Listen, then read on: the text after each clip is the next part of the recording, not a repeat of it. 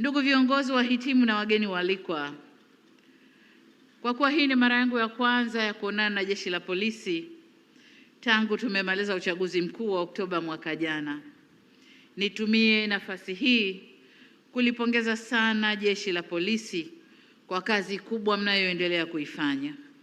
Sote ni mashahidi kwamba amani na utulivu tulionao leo haukuja kwa bahati, bali matokeo ya kazi ya Jeshi la Polisi kwa kushirikiana na vyombo vyetu vingine vya ulinzi na usalama.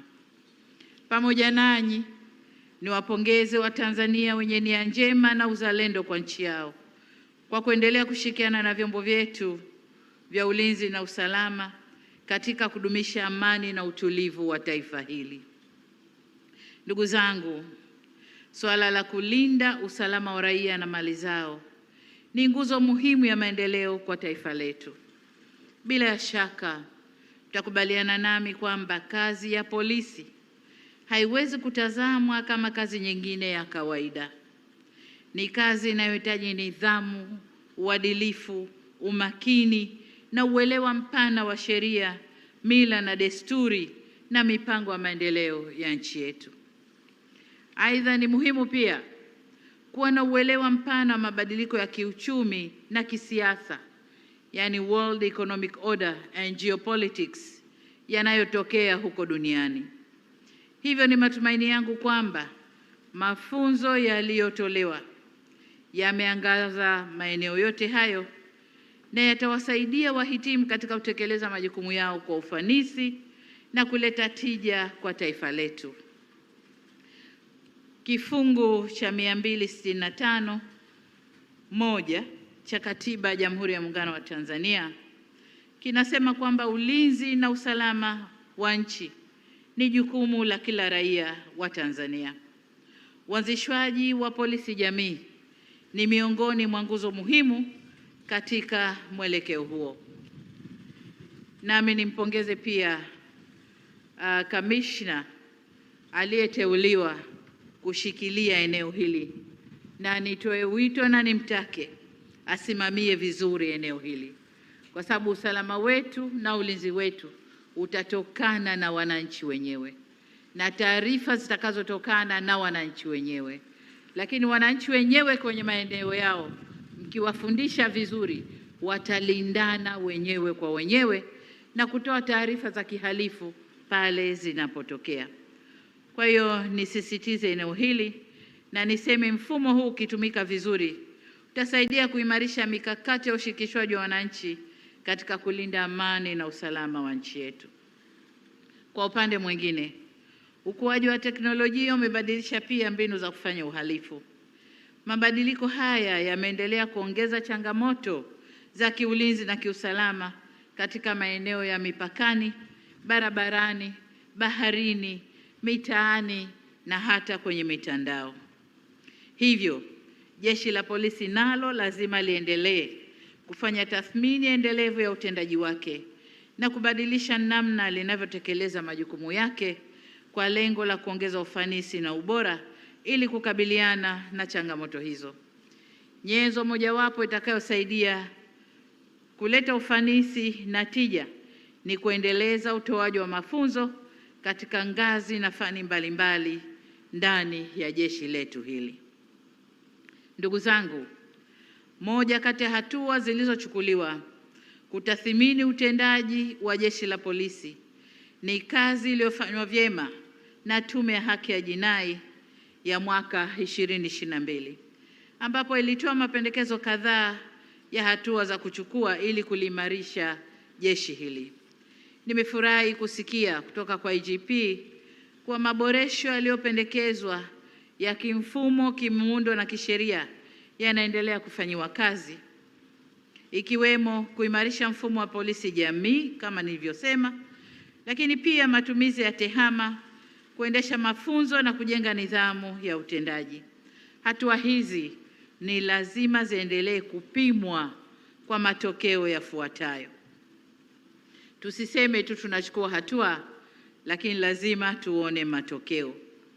Moja, ni namna Jeshi la Polisi linavyotumia rasilimali zinazotolewa kuimarisha masuala ya ulinzi wa raia na mali zao, yaani kujenga uwezo wa kiutendaji, capacity building, ikiwemo mafunzo na maeneo kadhaa ambayo IGP aliyaeleza hapa, kwenye maeneo ya kisheria na uwezo wa kwenye medani.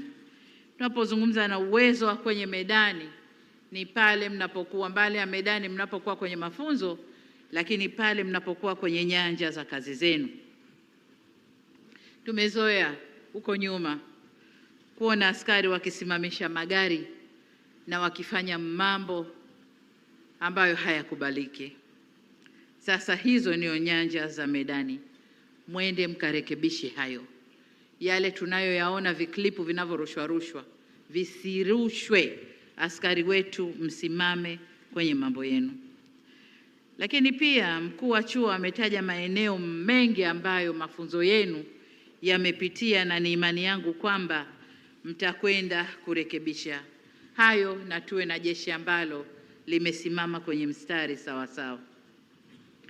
Eneo la pili la matokeo, tuone namna jeshi la polisi linavyofuata miiko na kuepuka mambo yanayokatazwa katika kutekeleza kazi zao, na hivyo kuongeza ufanisi na kukuza tija kufikia malengo ya kiutendaji yanayokusudiwa, yaani effectiveness ya jeshi la polisi tukaione mule mnamokwenda kufanya kazi kwenye nyanja zenu za medani. Jambo la tatu, tunataka kuona namna jeshi la polisi linavyojenga imani yake kwa wananchi, sekta binafsi na jumuiya ya kimataifa iliyopo nchini. Hapa tunazungumzia legitimacy ya jeshi la polisi, kukubalika kwake. Nilikuwa naangalia klipu moja inazungumza kukubalika kwa majeshi ya polisi ya nchi mbalimbali ya Afrika, na wakawa wanatoa asilimia ya kukubalika kwao.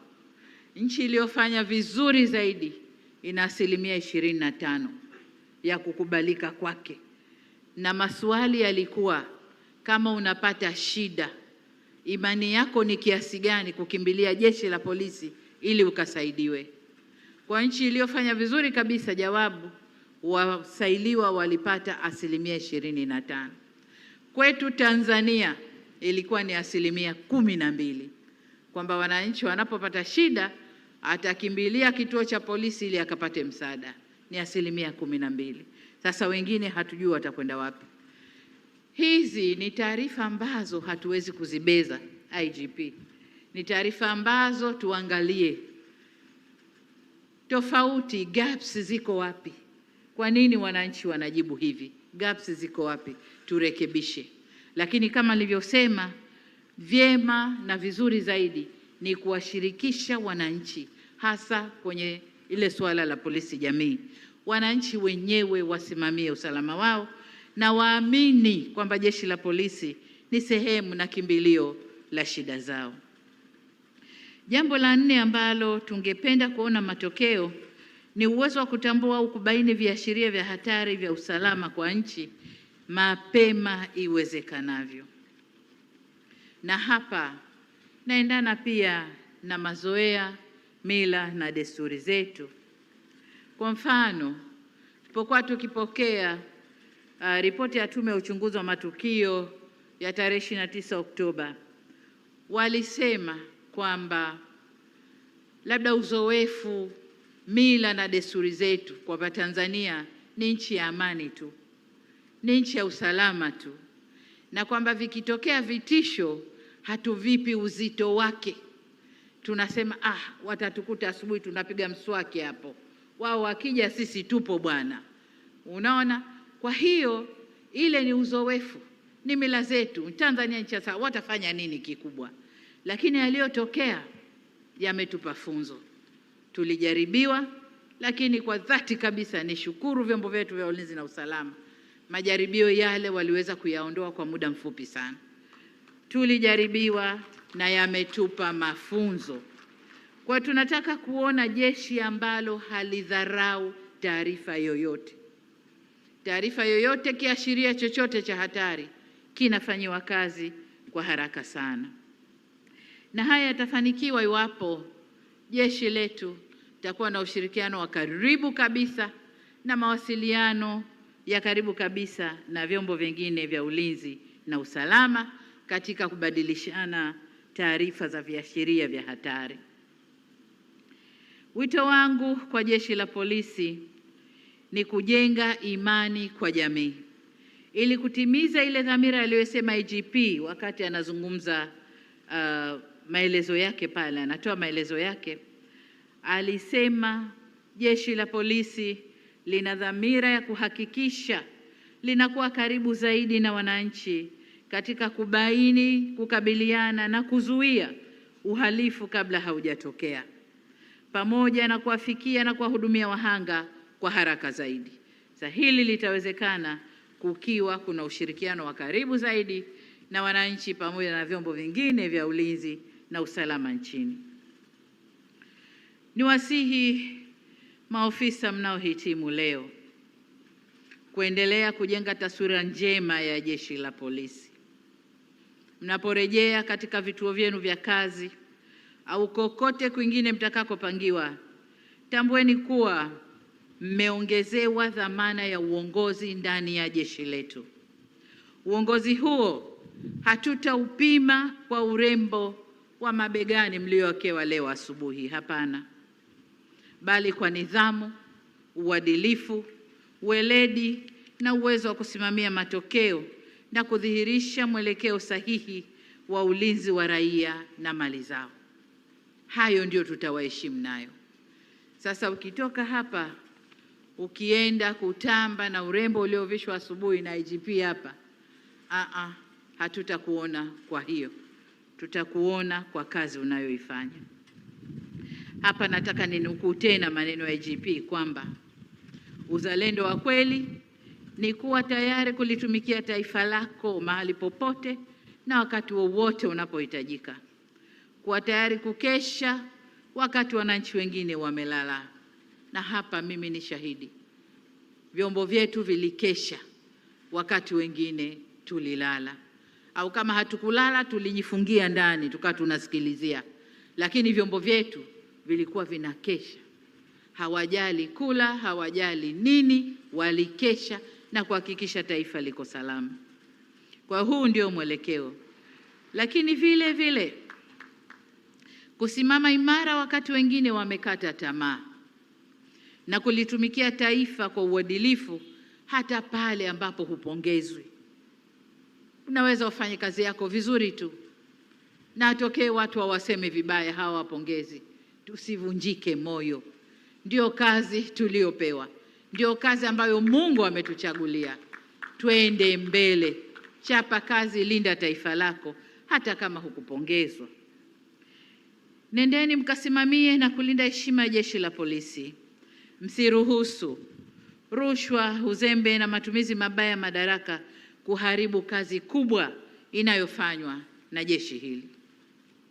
Kama nilivyosema, vyeo mlivyopata leo ni nyenzo wa kuongeza uwajibikaji na si kuongeza umbali kati yenu na askari walio chini yenu au kujenga kiburi kwa wananchi mnaowahudumia. Vyeo ni dhamana, mmeongezewa dhamana, mmeongezewa majukumu, nendeni kayatekelezeni.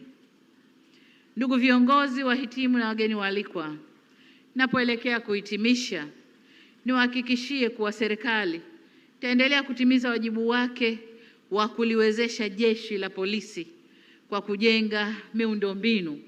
Na ninapozungumza miundombinu ni ile migumu na ile laini, yani hard infrastructure na soft infrastructure.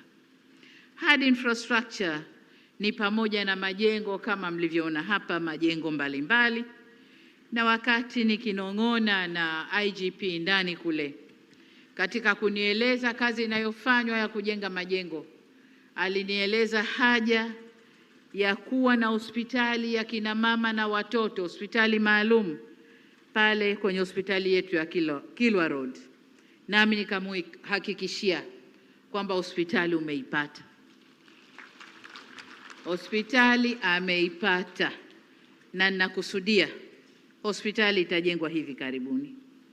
Lakini vile vile tumetoa fedha nyingi kuhakikisha tunaweka mifumo ya tehama itakalolisaidia jeshi hili, na huu ndio upande wa soft infrastructure. Tumeweka mifumo ya tehama na tunaendelea kuweka mifumo itakayosaidia kuimarisha mazingira ya kazi ya jeshi letu la polisi, na vile vile taendelea kununua vitendea kazi na kuboresha stahiki na maslahi ya askari wetu.